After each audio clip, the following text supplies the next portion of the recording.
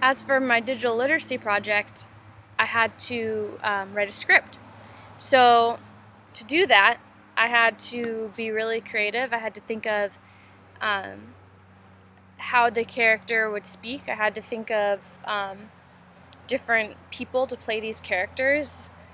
I had to think of a lot of on-the-spot things for filming.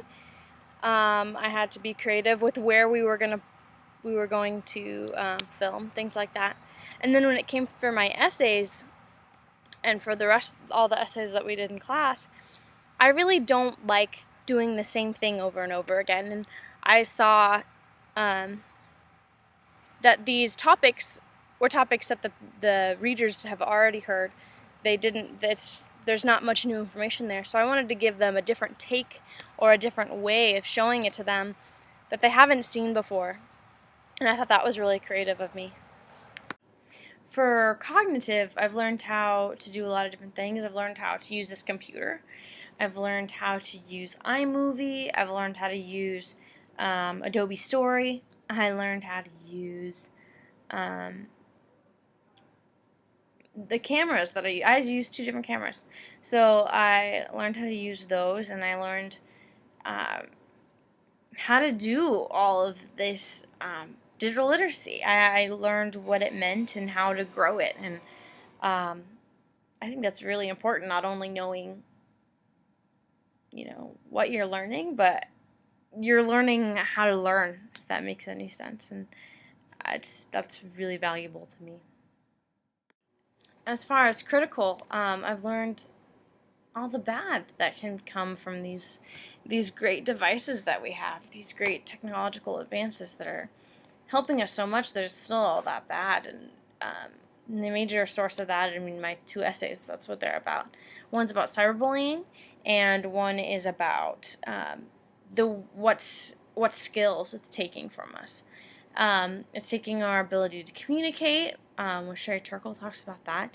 It is taking our ability to get jobs. Super cute computers are taking it over. It's taking the equality away from this this internet that is supposed to bring us equality. It's taking it away with Jaron Lanier. With Carr, he talks about the lack of reading is now making us duller in our thought and our deep thinking process. Digital Nation talks about what's happening to the children and where all this is coming from, and if it's good and it's bad. We talk about multitasking and how that's bad for us, as well as the millions of plugged in are unplugged. Talks about the digital divide and how some are benefiting greatly and some are falling behind. The Kids Are Not All Right are all about the privacy issues and the what's tech doing to our kids. There's a bit of cyberbullying in there. There's a lot that we should really be worrying about, that we should be teaching our kids. So that's what I've learned about being more critical about the devices that I'm about to approach. Where can the bad be, so that I don't fall into those issues as much, and I can use it to the most constructive manner. As far as cultural, I had to think about the way that I speak differently in each situation that I'm in. Every community, every culture that I'm in, I speak differently. Even online or even on different devices. When talking to faculty, I realized that I've learned more and more how to speak to them and in what vices to speak to them. And when I'm talking to a friend, I might just text them. I might just ask them a quick question. But with faculty, it's a lot more. It's probably better to email them, to type it out. I don't even use my iPod very often for when I'm emailing professors, because I feel like it's more likely that I'm going to make a mistake, because I'm so used to just typing whatever I want on there, rather than thinking it out through very thoroughly like I can on a computer. With constructive, I've had to learn how to use Facebook for something other than just talking. I've used it for its real purpose, for networking, for saying, hey guys, all these people that I know, please help me with this project that I'm having. Also with emailing, I've used that more for school and for things of that nature, as well as the internet. I've used the internet for things other than just for my own fun. It was for school, it was for researching, for using the library database. I had no idea that was there, and I used it for its power and juiced out the actual juice of it. And I've also used my iPod for other things, different apps that I've never used before, not just for my own fun or for boredom, but because I'm using it to do something, using it to create something new. And the same thing's true for this computer. I've used a lot of editing and things like that for my digital literacy project.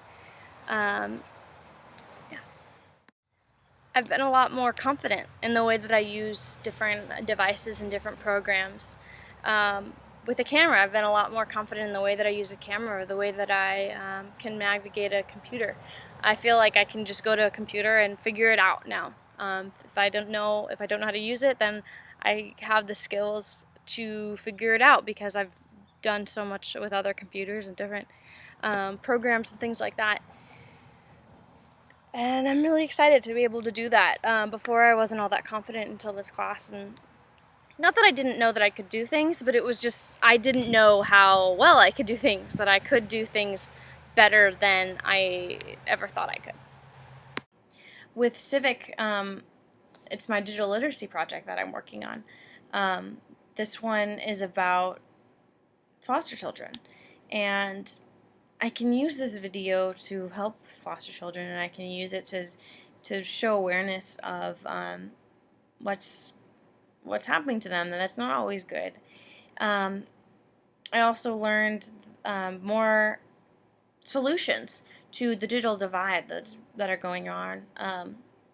Different organizations that are helping to rectify that divide, that are using communities to pull together and to teach people who don't know what's going on, and how to help them, and how they can help themselves, and how they can get these tools that they need to survive in this technological world right now.